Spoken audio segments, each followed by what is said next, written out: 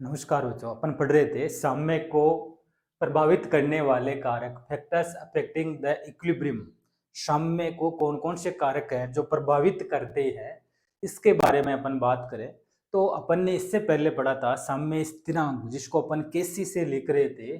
तो साम्य स्थिरांक जैसे मान लो एक अभिक्रिया है ए प्लस बी और इससे बनता है सी प्लस डी। इसके लिए साम्य स्थिरांक के सी बराबर अपन लिखते हैं सी की कंसंट्रेशन डी की कंसंट्रेशन अपॉन ए की कंसंट्रेशन बी की कंसंट्रेशन।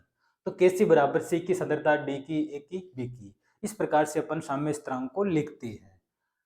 अब जो ए अग्र अभिक्रिया, ये तो है अग्र अभिक्रिया के लिए स्थिरांक और ये है पश्य अभिक्रिया के लिए स्थिरांक के एफ और के बी।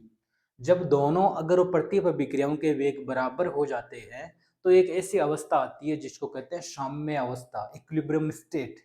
तो ये जो साम्य अवस्था आती है, जो साम्य होता है, इसको कौन कौन से ऐसे फैक्टर हैं जो इसको अफेक्ट करते हैं, इसको प्रभावित करते हैं। तो अपन बात करें, सबसे पहला जो फैक्टर है वो है सांद्रता। तो सबसे पहले अपन कंसंट्रेशन की बात करें, सांद्रता, कंसंट्रेशन। जैसे मान लो कोई अभिक्रिया है कि जैसे मान लो ए प्लस बी ये मिलके बना रहे हैं सी प्लस डी। अब यदि अपन, अब ये अभिकारक है, रिएक्टेंस है, अगर रिएक्टेंस की सांद्रता को बढ़ा देंगे अपन तो साम्य किधर जाएगा? अग्र दिशा में। यदि उत्पादों की सांद्रता को बढ़ाएंगे तो साम्य प्रतीप दिशा में आता है। यदि रिएक्टेंस की कंसंट्रेशन बढ़ाएंगे तो जो इक्विलिब्रियम है साम्य अग्र दिशा में खिसक जाता है। और यदि प्रोडक्ट्स की कंसंट्रेशन को बढ़ाएंगे, प्रोडक्ट्स की कंसंट्रेशन को बढ़ा देंगे तो साम्य प्रतीप दिशा में जाता है। मतलब जैसे ही सी और डी की कंसंट्रेशन बढ़ाएंगे तो साम्य प्रतीप दिशा में बैकवर्ड डायरेक्शन में जाता है। जब रिएक्टेंस की कंसंट्रेशन बढ़ाएंगे तो साम्य फॉरवर्ड डायरेक्शन में जाता है, क्योंकि ये साम्य क्या करता है, साम्य अवस्था पर जब अपन क्रियाकारक पर उत्पादों की सांद्रता में परिवर्तन करते हैं तो परिवर्तन धीरे धीरे वापस खत्म हो जाता है। तो ये तो हुई कंसंट्रेशन। दूसरा जो फैक्टर है वह है ताप, टेम्परेचर। टेम्परेचर का साम्य पर क्या प्रभाव पड़ता है? जनरली क्या टू टाइप्स की अभिक्रियाएं होती हैं। एक होती है एंडोथर्मिक रिएक्शंस, एंडोथर्मिक अभिक्रियाएं, जिसको कहते हैं ऊष्मा शोषी अभिक्रिया, ऊष्मा शोषी अभिक्रिया। तो ऐसी अभिक्रियाएं जो एंडोथर्मिक होती है, अर्थात जिन अभिक्रियाओं को पूर्ण करने के लिए ऊष्मा की आवश्यकता होती है, उन अभिक्रियाओं के लिए डेल्टा एच का मान पॉजिटिव होता है। और एंडोथर्मिक अभिक्रियाओं के लिए अगर अपन टेम्परेचर बढ़ाएंगे तो साम्य अग्र दिशा में जाता है। साम्य किधर जाता है? साम्य अग्र दिशा में, साम्य अग्र दिशा में। कौन सी अभिक्रियाओं के लिए? एंडोथर्मिक रिएक्शंस के लिए। और यदि एक्सोथर्मिक रिएक्शंस की बात करें अपन, अर्थात ऊष्माक्षेपीय अभिक्रियाएं, अर्थात ऐसी अभिक्रियाएं जिनमें ऊर्जा उत्सर्जित होती है उन्हें ऊष्माक्षेपीय अभिक्रियाएं कहते हैं। और ऊष्माक्षेपीय अभिक्रियाओं के लिए डेल्टा एच बराबर होता है नेगेटिव।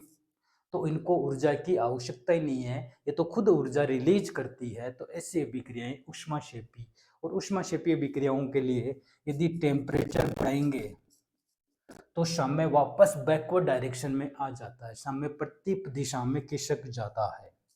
तो साम्य प्रतीप दिशा में खिसक जाता है बैकवर्ड डायरेक्शन में। क्लियर? तो ये तो टेम्परेचर का इफेक्ट हो गया। नेक्स्ट जो फैक्टर है दाब, प्रेशर का साम्य पर क्या प्रभाव पड़ता है, इसकी अपन बात करें। थर्ड फैक्टर है दाब, प्रेशर। सामान्यतः दाब बढ़ाने पर अभिक्रियाएं उस दिशा में जाती है जिधर अणुओं की संख्या या मोलों की संख्या कम होती है। तो दाब या प्रेशर P जब इंक्रीज करेंगे तो रिएक्शन कम मोलों की तरफ विस्थापित हो जाती है, कम मोलों की तरफ विस्थापित हो जाती है। जैसे मान लो एक अभिक्रिया है N2 प्लस 3H2, इससे बन रहा है 2NH3, ये रिएक्शन है। इधर 3 और 1 4, टोटल मोल्स हो गए 4 मोल्स, इधर टोटल है 2 मोल्स। इसका मतलब दाब बढ़ाएंगे तो इधर रिएक्टेंट्स की तरफ 4 मोल है, प्रोडक्ट की तरफ 2 मोल है। दाब बढ़ाएंगे तो अभिक्रिया कम मोलों की तरफ विस्थापित होती है, अर्थात अभिक्रिया जाएगी अग्र दिशा में।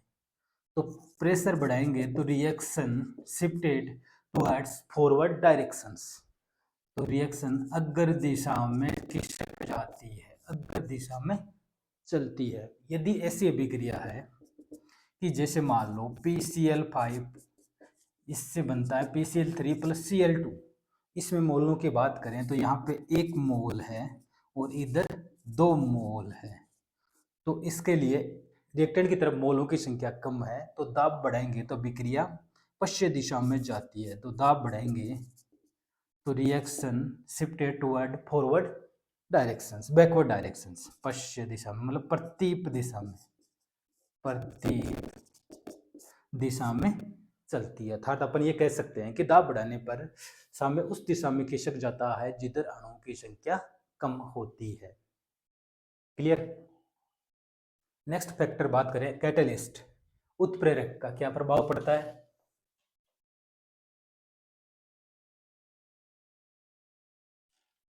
तो थर्ड जो फोर्थ फैक्टर है उत्प्रेरक,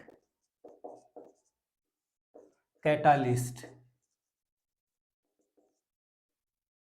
उत्प्रेरक क्या करता है, अगर वह प्रतीप दिशाओं के अभिक्रियाओं के वेग को बढ़ा देता है, रेट ऑफ रिएक्शन, अभिक्रिया का वेग जिसको अपन कहे रेट ऑफ रिएक्शन इंक्रीज कर देता है, तो साम्य जल्दी स्थापित हो जाता है।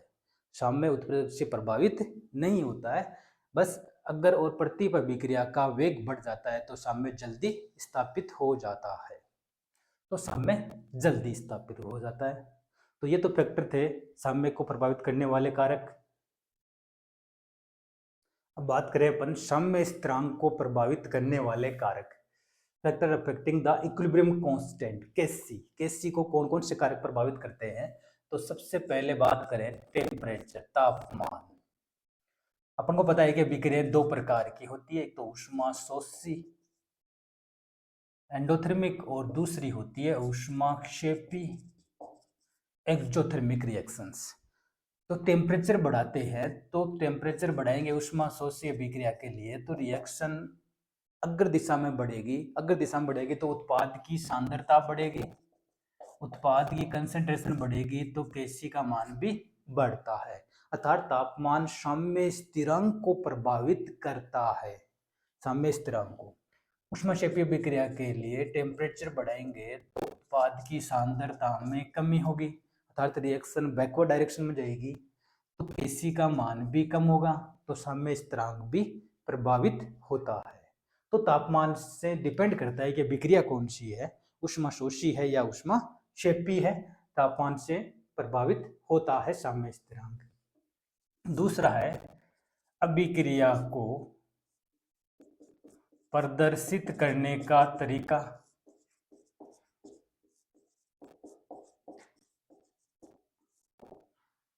Pattern to represent a reaction, अभिक्रिया को किस प्रकार से अपन लिखें उसके ऊपर भी साम्य स्थिरांक प्रभावित करता है। जैसे मान लो कि एक अभिक्रिया है N2 प्लस O2, इससे बन रहा है 2NO, इसके लिए साम्य स्थिरांक Kc है, और इसी अभिक्रिया को मैंने ऐसे लिख दिया 2NO, इससे बन रहा है N2 प्लस O2, इसके लिए साम्य स्थिरांक Kc डैश।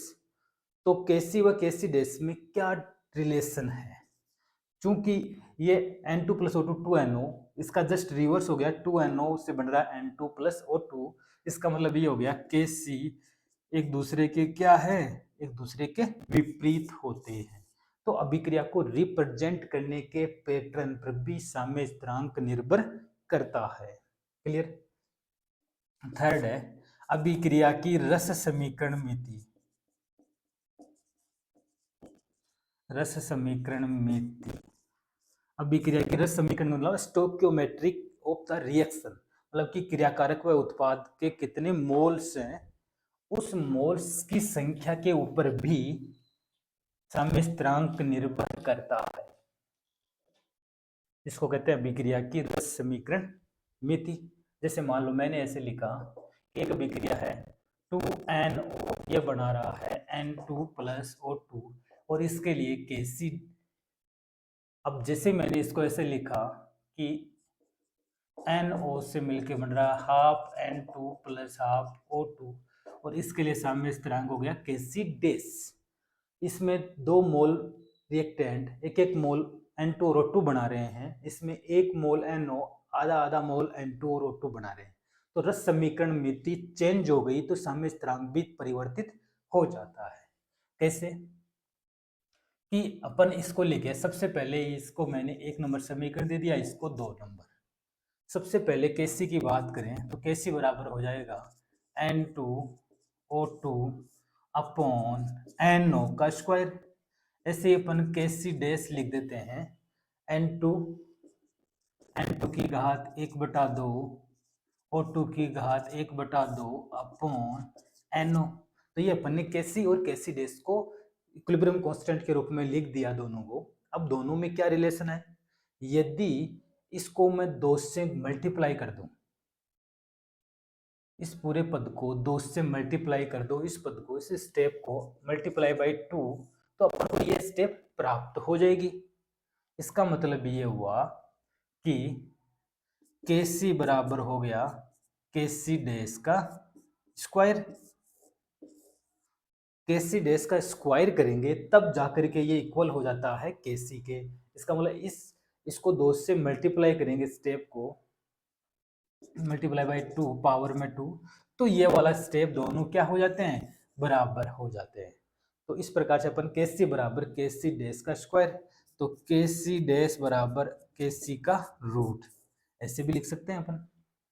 तो इस प्रकार से अभिक्रिया की रस समीकरण मिति भी साम्य स्थिरांक को प्रभावित करती है। थर्ड है अभिकारकों की प्रकृति, नेचर ऑफ द रिएक्टेंट्स। सबसे इंपॉर्टेंट बात, सांद्रता, आयतन और दाब, इन तीनों कारकों का साम्य स्थिरांक पर कोई प्रभाव नहीं पड़ता है। सांद्रता, दाब और आयतन पर, आयतन का साम्य स्थिरांक पर कोई प्रभाव नहीं पड़ता है। फोर्थ है उत्प्रेरक, उत्प्रेरक का भी साम्य स्थिरांक पर कोई प्रभाव नहीं पड़ता है। हाँ, उत्प्रेरक के कारण अगर वो प्रति अभिक्रिया का वेग बढ़ जाता है तो साम्य जल्दी स्थापित हो जाता है। Thank you.